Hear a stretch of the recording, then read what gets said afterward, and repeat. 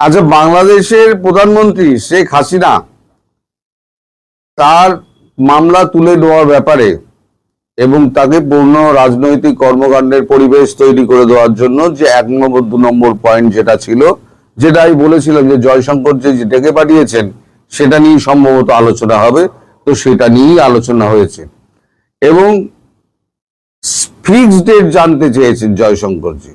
বলেছেন আমি খুব ব্যস্ত মানুষ, আমার সময় খুব কম, কম কথায় আসল কাজটা করুন, কম কথার মধ্যে। কারণ জয়শঙ্করজিরও প্রচুর ওভারলোডেড জয়শঙ্করজি, মানে যেখানে এখন কমনওয়েলথে ওখানে গেছে সেখানে লম্বা লাইন পড়েছে তার সঙ্গে দেখা করার জন্য, তিনি 5-7 মিনিটের মতো বেশি কথা বলতে পারছেন না। মানে এটা খলিলুর রহমানের কথা যে তিনি এত ওভারলোডেড, তিনি মেজাজ হারাচ্ছেন না কিন্তু সবাইকে অল্প অল্প সময় ভাগ করে করে দিচ্ছেন এবং কাজের কথাটুকু বলে বেরিয়ে যাও, এইটা হচ্ছে ব্যাপার। এখন ফিক্সড ডেট যেটা জানতে চাওয়া হয়েছে সেটা আপনাদের যখন বৈঠক হয় সেই সময়তে আপনাদের আইনমন্ত্রী অ্যাডভোকেট আসাদুজ্জামানকে ফোন করা হয়। আসাদুজ্জামানকে ফোন করে বলা হয় যে বিশেষ একটা আপনারা কমিটি করুন, কমিটি করে 16 তারিখের মধ্যে, এই মাসে 16 তারিখের মধ্যে এই ব্যাপারে সিদ্ধান্ত নিতে হবে এবং সেটা মানে আদালতের কাছে পেশ করতে হবে যে আমরা এরকম কোনো এই যে 12টা হত্যা মামলা, বিভিন্ন 12টা হত্যা মামলা তার বিরুদ্ধে দেওয়া হয়েছে, সেই হত্যা মামলাগুলো আমরা তুলে নিতে চাই, কারণ এগুলো হচ্ছে ফলস, ফেব্রিকেটেড, মানে ফলস অ্যান্ড ফেব্রিকেটেড। সেটা কিন্তু এর আগেও কিন্তু যিনি আইনজীবী তিনিও কিন্তু তুলেছিলেন যে এইগুলো ফলস এবং ফেব্রিকেটেড প্রমাণিত, ওই চার্জশিটের মধ্যে প্রমাণিত। এই 16 তারিখের মধ্যে এইটা ভারতবর্ষকে জানাতে হবে, জানালে পরে ভারতবর্ষ সেই অনুযায়ী কাজ করবে, পরবর্তী কাজগুলো করবে। মানে হেল্প করার ব্যাপারটা, বাংলাদেশকে হেল্প করার ব্যাপারটা পরবর্তী পর্যায়ে পড়বে।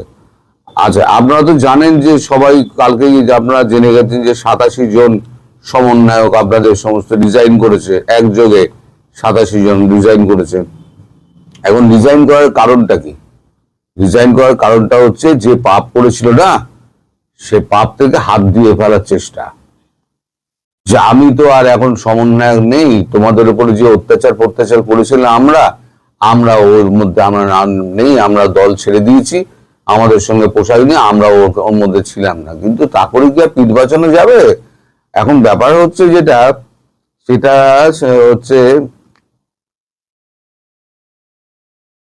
সীমান্ত অতিক্রম করে, কোন কোন সীমান্ত? ব্রাহ্মণবাড়িয়া, কুমিল্লা, ময়মনসিংহ, যশোর, এই সীমান্তগুলো পেরিয়ে আরো সীমান্ত আছে, এই সীমান্তের 4টি নাম আমার কাছে এসছে। এই সীমান্ত পেরিয়ে দলে দলে আওয়ামী লীগ নেতারা যারা ভারতে অবস্থান করছিলেন তারা নিজ নিজ বাসস্থানে ফিরে যাচ্ছেন এবং তারা গিয়ে আস্তে আস্তে দলের হাল ধরবেন। সেটা কিন্তু শেখ হাসিনার নির্দেশ এবং তারা অলরেডি ফিরতে শুরু করেছেন। এই যে ফিরতে শুরু করেছে না, যখনই আওয়ামী লীগ নেতারা, তখনই এদের প্রাণবায়ু বেরিয়ে যাওয়ার জোগাড়, যে আওয়ামী লীগ যদি পথে নামে তাহলে আমাদের কি অবস্থা হবে। তো তারা ঝটপট ডিসিশন নিয়ে একই কমিটির 87 জন পুরো একসঙ্গে রিজাইন করে দেয়। এর আগে রিজাইন করেছে, টুকটাক এদিক ওদিক রিজাইন করেছে, কিন্তু একসঙ্গে একটা জেলা কমিটির, উপজেলা কমিটির 87 জন একেবারে একসঙ্গে রিজাইন করাটা, এটা কিন্তু কখনো এর আগে ঘটেনি। এটা কিন্তু একটা বড় ব্যাপার।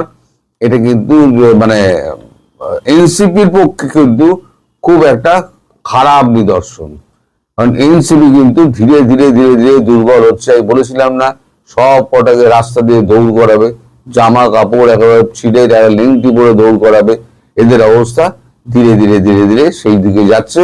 এবার আমি যেগুলো বলেছিলাম 18 মাস আগে, তখন আমাকে তো অনেক কথা বলেছিলেন আপনারা, অনেক সমালোচনা করেছিলেন।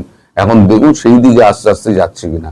ভারতবর্ষে একটা গুলি না চালিয়ে শুধু কূটনীতির মাধ্যমে একটা সরকারকে ফেলে দিল, যেটা সিআইএ বসিয়েছিল, আবার একটা নতুন সরকারকে বসিয়ে দিয়ে এবং তাকে দিয়ে এই সমস্ত কাজকর্মগুলোকে সমস্ত কমপ্লিট করানো হচ্ছে। তো যাই হোক, এখন আরো আওয়ামী লীগ নেতারা তারা কিন্তু জামিন পাচ্ছেন, যেমন ঢাকা, কুমিল্লা, সাভার, যশোর, সাতক্ষীরা, চাঁদপুর, এই 14 জন আওয়ামী লীগ নেতার জামিন অলরেডি হয়ে গেছে। বাকি যারা আওয়ামী লীগ নেতারা জামিনের এতে রয়েছেন, পাইপলাইনে রয়েছেন, তারা হলেন 297 জন আপাতত পাইপলাইনে রয়েছেন। তারপরে তো আরো আরো আস্তে আস্তে আসবে। নিরাপরাধ সাংবাদিক যারা আছেন তাদেরকে ইমিডিয়েটলি, যাদের বিরুদ্ধে মামলা দেওয়া হয়েছে তাদেরকে ইমিডিয়েটলি ছাড়ার ব্যবস্থা করা হয়েছে। এটাও কিন্তু শর্তের মধ্যে ছিল যে আপনার সাংবাদিক, মানবাধিকার কর্মী, তারপর শিল্পী, সাহিত্যিক, তারপরে বুদ্ধিজীবী যারা রয়েছে তাদেরকে বিভিন্ন মামলায় আপনারা অ্যারেস্ট করে নিয়েছেন, সেগুলোকে ছাড়তে হবে। সেই ছাড়ার প্রক্রিয়াটাও কিন্তু শুরু হয়ে গেছে। অর্থাৎ দেখুন আস্তে আস্তে কিরকম হচ্ছে, ভারতের সঙ্গে সম্পর্কটা কিন্তু তারেক রহমান ধীরে ধীরে সব স্বাভাবিক করার চেষ্টা করছেন। মুখে কিছু বলছেন না, তিনি ভেতরে ভেতরে ভেতরে ভেতরে এই জিনিসটা করে যাচ্ছেন।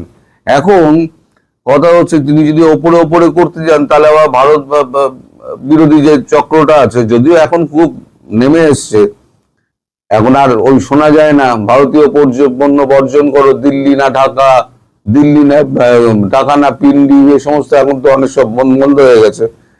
করে দেখেছে যে ভারতবর্ষ ছাড়া তাদের কোনো গতি নেই। এখন তারা নিজেরাই বুঝতে পারছে। আমার কমেন্ট দেখলে বোঝা যায় এখন সব শুধরে গেছে, সব ভালো ছেলে হয়ে গেছে। ভালো ছেলে পাওয়া খুব মুশকিল দাদা। তো যাই হোক, আচ্ছা,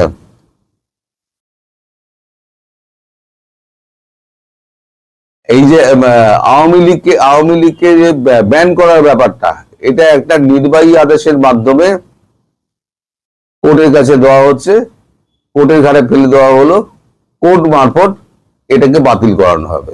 নির্বাহী আদেশের মাধ্যমে যেটা করা হয়েছে সেটা কিন্তু 30 তারিখের মধ্যে করতে হবে, 31 নয়, 30 তারিখের মধ্যেই করতে হবে এটা। আর আওয়ামী লীগের নেত্রীর ব্যাপারটা হচ্ছে 16 তারিখের মধ্যে সমস্যার সমাধান করতে হবে। সীমিত আকারে আওয়ামী লীগের মিছিল এবং তাদের অফিস খোলা এবং তাদের রাজনৈতিক কর্মকাণ্ড শুরু করার ব্যাপারে কোনো বাধা দেওয়া যাবে না, এটা ভারতের পরিষ্কার মত। সীমিত আকারে আস্তে আস্তে শুরু করলে পরে তাদেরকে কোনো রকম ধরপাকড় করা যাবে না, তাদেরকে ফলস মামলা দিয়ে জেলে ঢোকানো যাবে না। যদি হয় সেটা কিন্তু এই চুক্তি ভঙ্গ হিসেবে দেখা হবে। তো সব মিলিয়ে যেটা দাঁড়াচ্ছে এইখানে যে মানে ভারতের সঙ্গে একটা সম্পর্ক একটা ভালো জায়গায় নিয়ে যাওয়ার চেষ্টা করা হচ্ছে। আর একটা বড় খবর যেটা আছে সেটা হচ্ছে এই যে আপনাদের রাষ্ট্রপতি শাহাবুদ্দিন চুপ্পু, তাকে আরো একটা বছর রেখে দেওয়ার পরিকল্পনা করা হয়েছে। কেন প্রশ্ন উঠতে পারে, তো কেন, যুক্তি আছে তো। এই যুক্তিটা হচ্ছে এখনই যদি তাকে ছেড়ে দেওয়া মানে এ করা হয়, যদি তাকে সরিয়ে দেওয়া হয়, তাহলে পরে এই যে 5 বছর তারা ক্ষমতায় থাকবে বলে যেটা আশা করছে, এই 5 বছরে তাহলে পরে আবার নতুন রাষ্ট্রপতি চলে আসবে। এখনই যদি ওনাকে ছেড়ে দেওয়া হয়, তাহলে ওনাকে যখন ছেড়ে দেওয়া হবে 1 বছর বাদে, তখন 1 বছর আওয়ামী লীগে বিএনপি কমপ্লিট হয়ে যাবে সরকার, তাহলে বাকি থাকবে 4 বছর। কিছুটা হাতে আপনার পরবর্তী রাষ্ট্রপতি তিনি যিনি হোক তিনি হাতে থাকবেন। এটা হচ্ছে একটা প্ল্যান। তাই শাহাবুদ্দিন চুপ্পুকে আপাতত 1 বছরের জন্য রেখে দেওয়ার একটা পরিকল্পনা করা হয়েছে। এখন এই হচ্ছে মোটামুটি ব্যাপার। দেখুন আপনাদের সময় কম, আমি ভিডিও দীর্ঘ করব না, কারণ আপনারা এখন অনেকেই ক্লান্ত। তারপরে তো আপনারা ঈদের বাজার হাট করবেন, এমনিই তো ভিউজ আমার লটকাচ্ছে, আপনারা সমস্ত ক্লান্ত আমি বুঝি। আপনারা দেখতে দেখার সময় পাচ্ছেন না, তার মধ্যে ভিডিওকে বাড়িয়ে আর লাভ নেই। আপনারা সবাই সুস্থ থাকবেন। শেখ হাসিনা কে? শেখ হাসিনা হলো শেখ মুজিবের মেয়ে। শেখ মুজিব বাংলাদেশ রচনা করেছে, আর শেখ হাসিনা বাংলাদেশ গড়ে তুলেছে। শেখ মুজিব এবং শেখ হাসিনার এই দুটাই হলো পরিচয় প্রত্যেকের। কথাটা কেন বললাম জানেন? গতকাল কানাডা প্রবাসী প্রিয়ভাজন ডক্টর শামীমের একটা ফেসবুক পোস্ট দেখলাম। সেখানে ইউরোপ প্রবাসী কোনো আওয়ামী লীগের নেতা বা বুদ্ধিজীবী সুলতানা রহমানের সাথে একটা ইন্টারভিউ দিয়েছেন, এবং সেখানে তিনি তার সাথে হওয়া কথোপকথনের বর্ণনা দিতে গিয়ে শেখ হাসিনা সম্পর্কে কিছু কথা বলেছেন। সেখানে অনেক কিছু আছে, আপনারা যারা এই ভিডিও দেখছেন তাদের অনেকে হয়তো ওই ভিডিওটা এর মধ্যে দেখেছেন। পুরো জিনিসটা এখানে আমি বলতে যাচ্ছি না, কিন্তু আমি বলতে চাচ্ছি শেখ হাসিনা সম্পর্কে কথা বলতে হলে একটু চিন্তা ভাবনা করে কথা বলতে হবে। উনি অনেক কথা বলেছেন যেগুলো অনেককে আবেগপ্রবণ করেছেন। উনি বলেছেন যে শেখ হাসিনাকে পশ্চিমে চায় না, এখানে চায় না, সেখানে চায় না। আপনার সাথে শেখ হাসিনা ফোনে কথা বলতে পারে, আন্তরিকভাবে কোনো কথা বলতেই পারে। সেগুলোর দোহাই দিয়ে পাবলিকলি কি কথা বলতে হবে না হবে এগুলো একটু চিন্তা ভাবনা করে কথা বলা উচিত। শেখ হাসিনাকে পশ্চিমে চায় না, পূর্বে চায় না, এই কথাগুলো সম্পূর্ণরূপে একটা মন গড়া কথাবার্তা। কারণ হলো পশ্চিমের লোকজন তারা তো, তাই না, তাদের মধ্যে প্রজ্ঞা নাই। সব জায়গায় প্রজ্ঞা থাকলে তো মার্কিন যুক্তরাষ্ট্র যেচে তার সাম্রাজ্যটাকে পতনের দিকে নিয়ে যেত না। কিন্তু তারপরেও তাদের মধ্যে বোঝার ক্ষমতা আমাদের চেয়ে একটু বেশি আছে। বাংলাদেশের যে যাবতীয় সমস্যা, এটা শেখ হাসিনা যতদিন বেঁচে আছে, শেখ হাসিনা ছাড়া এই সমস্যার মধ্যে পশ্চিমারা যতই ঢুকতে চাক, তাদের স্বার্থের প্রয়োজনে হোক বা কারো ভালো করার জন্য, কারো মন্দ করার জন্য হোক, শেখ হাসিনা কিন্তু একটা সবচেয়ে বড় জায়গা যেখানে তাদেরকে, যার সাথে তাদের কথা বলতে হবে এবং সমঝোতা করতে হবে। ফলে শেখ হাসিনাকে চায় না, মাইনাস টাইনাস এগুলো আপনারা বলবেন না। আর শেখ হাসিনা সম্পর্কে কথা বলতে হলে ওই জিনিসগুলা ভাবতে হবে যে আপনি শেখ হাসিনা সম্পর্কে কথা বলছেন, যিনি বাংলাদেশ গড়েছেন।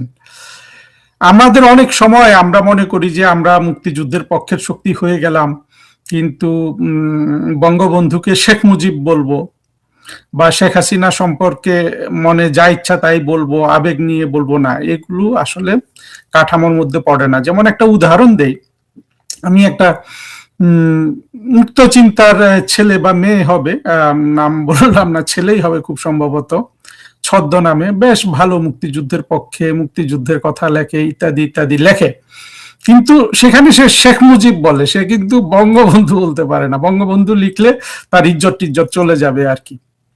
বিষয়টা দেখেন, আপনি বঙ্গবন্ধু কথাটা যখন আপনি শেখ মুজিবে রূপান্তর করবেন লিখতে গেলে, আপনি যদি বাংলাদেশের মুক্তিযুদ্ধ, বাংলাদেশ যেভাবে সৃষ্টি হয়েছে এবং বাংলাদেশের যে আকাঙ্ক্ষা, সেখানে যদি আপনি বঙ্গবন্ধু উচ্চারণ করতে লজ্জা পান, আপনি যত বড় বুদ্ধিজীবী হন, মুক্ত চিন্তক হন, চিন্তক শব্দটা শুদ্ধ কিনা আমি জানি না, চিন্তাবিদ বা যাই হন না কেন, আপনি ওই মূল ধারায় কিন্তু আপনি ঢুকতে পারেননি।